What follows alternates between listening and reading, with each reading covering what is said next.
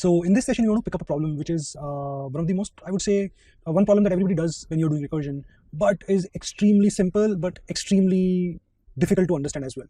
Right? Like the solution is very, very simple, but it's so simple that it makes it almost unbelievable, like impossible to believe. Right? So the problem is tower of Hanoi. Okay. So what is the problem that we want to solve it? So we are given three poles. The first pole has some disks in it, right? Let's call it A. You have to move all these disks to C. You can use B as a helper. Okay, so this is your helper, this is your source, this is your destination. You need to move all of these to destination, and you can use B as a helper. There are a couple of rules. First of all, you can pick only one at a time. So I can only pick one disk at a time and move it. So first rule is only one disk at a time. Second rule is, the way you see here, the way I've drawn it, the largest disk is at the bottom, then the larger, then the smaller one, then the smaller, and the smallest one is at the top. At any point, a larger disk cannot be put on a smaller one. Right? So this is fine. If I had these two here, that is fine as well, but you cannot have a larger disk sitting on a smaller disk. Okay, these are two rules that you need to follow. And we need to print all the steps that we will take to move these disks from A to C. Okay, so we need to move all these disks from A to C, and you need to print all the steps that you need to take. Okay, so now if you think of it, like you can say, okay, I'll move this one here, the first one to the helper, the second one goes here, then I can't move the third one anywhere. So like if you try to think of it like by yourself, it will be really complicated. Okay, but let's think in terms of PMI. What does PMI say? If I have only one disk, things are super easy. I can just move that disk from A to C. So if I had only one disk, I'm sorted. If I have n-1 disks, I can assume that I can move them from one pole to another using a helper. So the situation has to be exactly the same, in the sense that I can move n-1, but I need to have an helper as well, and I need to make sure that the destination is also there, right? So the condition has to be exactly the same, but using induction hypothesis, I can say that up to n-1 disks, I can take care of, I don't have to worry about them. Now my work is to manage these n disks. Up to n-1 is fine. So one solution that some people give is basically this. If you can do n-1, why don't you move these n-1 here, right? Why don't you move n-1 here?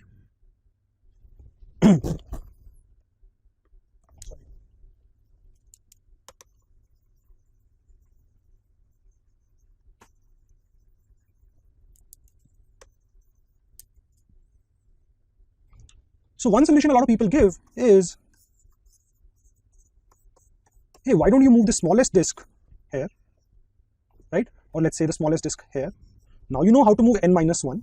So move these n-1 to the destination, and then you can put this one on top, right? So what am I saying?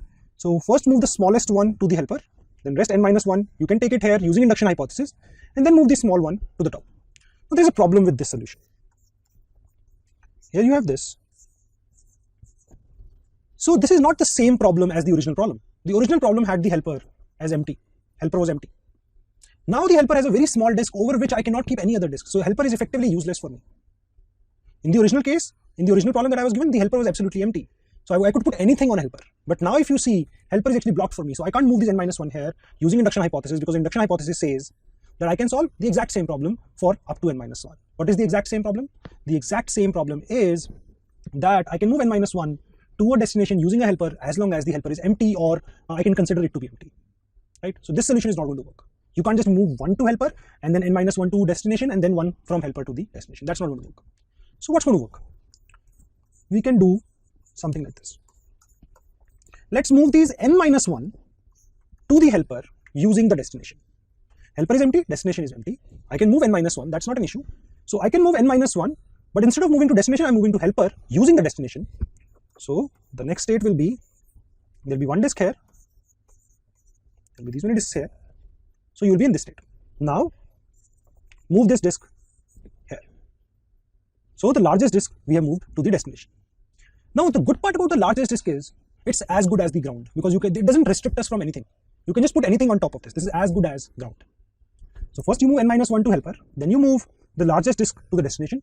Now you can move these n-1 to the destination from the helper using the source as helper, right? So I can move from B to C and I can use A as the helper, and I've reached the desired goal, which was this, right? So largest disk is here and I'm able to move n-1 here as well. So my code will be extremely simple, right?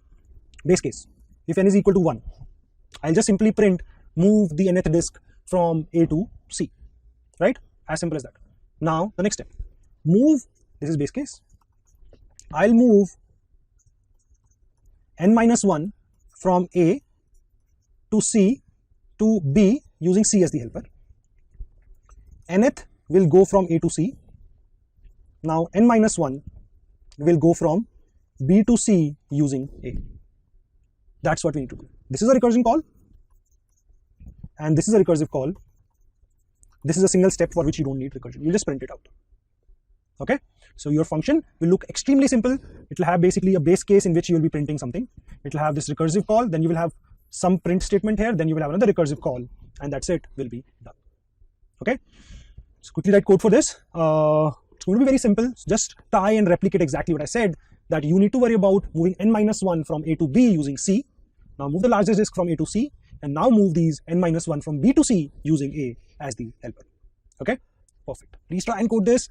You will really enjoy, like if you're able to do this, then you will really enjoy that feeling, because it's going to be very small code and it's going to give you a feeling that you were able to achieve something that it will be very hard for you to do it by yourself, right? Perfect. Good luck. Thank you.